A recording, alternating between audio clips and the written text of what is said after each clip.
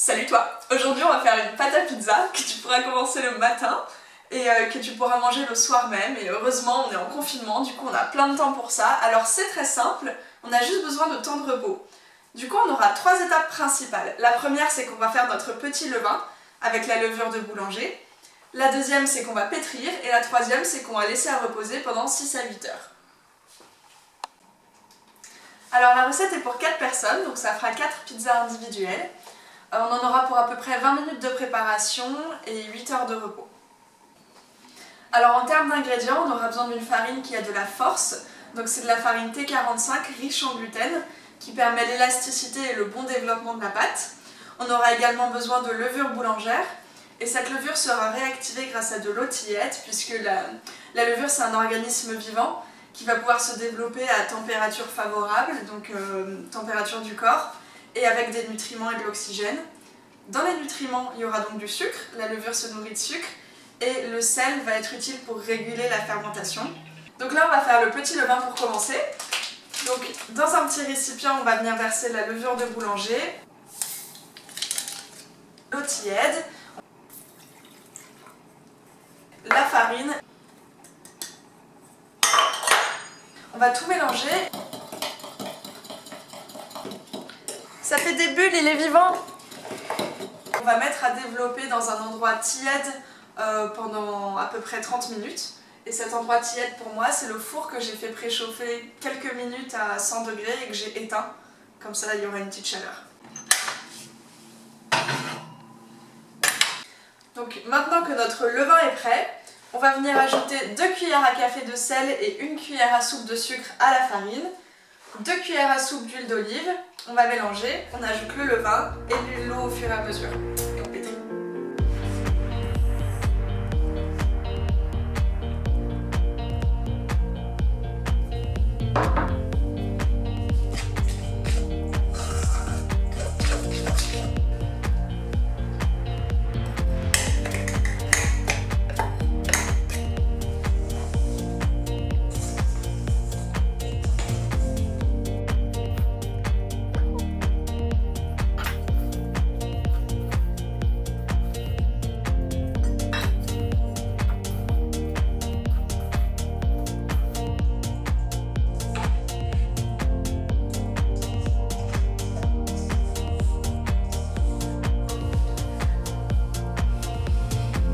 Là j'ai l'impression d'être dans un tasty.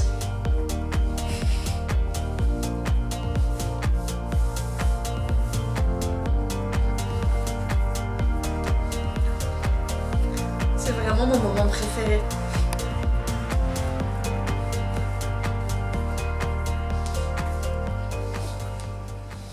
Donc là ça fait à peu près 3 minutes que je pétris. Et on va continuer, je vais te montrer la texture de la pâte. Elle n'est pas encore lisse. On fait jusqu'à ce que la boule soit lisse.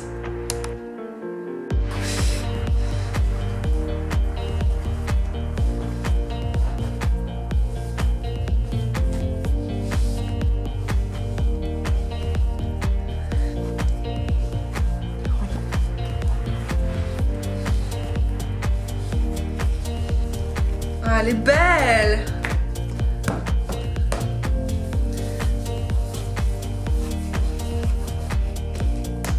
Ça commence à être pas mal.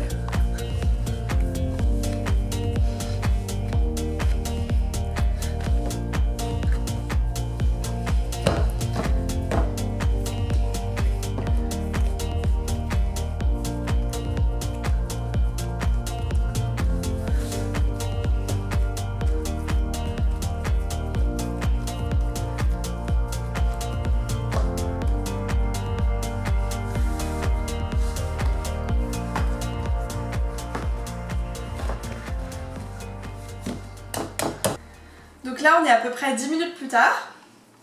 La pâte elle est bien souple, elle n'est pas collante. On peut toucher sans souci. Elle est à peu près lisse. Je l'ai boulée. Et je vais te montrer comment ça donne quand c'est terminé. Donc ensuite, on vient mettre dans un saladier, filmer au contact. Donc filmer au contact, ça veut dire qu'on met du film étirable contre la pâte pour qu'il n'y ait vraiment aucun contact avec l'air et que donc elle ne durcisse pas.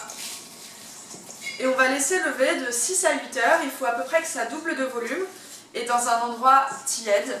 Donc moi ce que j'ai à nouveau fait, c'est que j'ai préchauffé mon four à 100 degrés pendant 3 minutes. Je l'ai éteint et je vais laisser tranquillement ma pâte dans le four. Éteint. Salut, on est bien 8 heures plus tard, donc comme tu constates, je me suis changée parce qu'entre temps j'ai décidé de devenir sportive de haut niveau. Et la pâte a gonflé, elle a doublé, voire même triplé de volume, je vais te montrer ça tout de suite. Et voilà, la pâte a bien gonflé, on se retrouve 8 heures après, elle est énorme. Je ne vais pas faire de comparaison douteuse car ce n'est que la deuxième vidéo. Ah non, troisième hein, tout de même. Le temps passe vite quand on s'amuse. On va la dégazer, donc on va retirer un peu les gaz. Donc tu peux commencer par fariner ton plan de travail. Ensuite, on va venir mettre la pâte au milieu. Donc là, la levure a bien travaillé. On va venir tapoter comme ça. Ah, incroyable. Ok. Et voilà. Tu peux diviser la pâte en 4 maintenant. Moi, je vais seulement diviser en 3 parce qu'on n'est que 3 à la maison. Et que nous sommes des gros morphales. Donc là, on a nos 3 pâtons et on va venir les étaler en rond.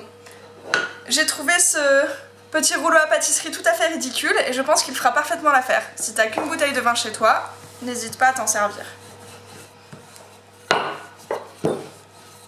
Bon, si c'est pas un rond, c'est pas grave. Tu te pardonneras à toi-même.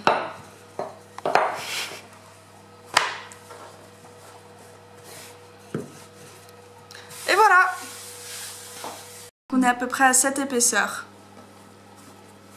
L'essentiel, c'est qu'elle soit juste à peu près uniforme. Ta pizza est prête à être garnie. J'ai préchauffé le four à 220 degrés, donc le principe c'est que vraiment elle soit saisie une dizaine de minutes à la plus haute température que tu puisses. À laquelle tu puisses mettre ton four, je ne sais plus. Et on va la garnir, on va la laisser reposer 10 minutes pour que le gluten de la pâte se détende. Ensuite on enfourne pour 10 minutes. Pour la garniture, tu peux mettre ce que tu veux. Je peux t'expliquer dans une autre vidéo comment j'ai fait la sauce tomate maison en hiver, donc sans tomate fraîche. Et nous en l'occurrence, on va faire sauce tomate, champignons, fromage et je te montre ça à la sortie du four.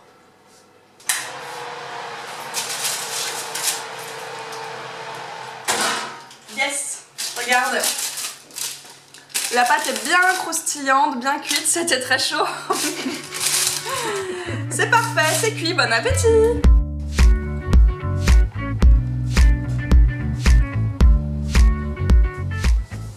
Coucou, j'ai oublié de conclure, une fois de plus. Du coup, si ça t'a plu, n'hésite pas à liker, partager, t'abonner, commenter, me dire ce que t'en penses. On se retrouve bientôt!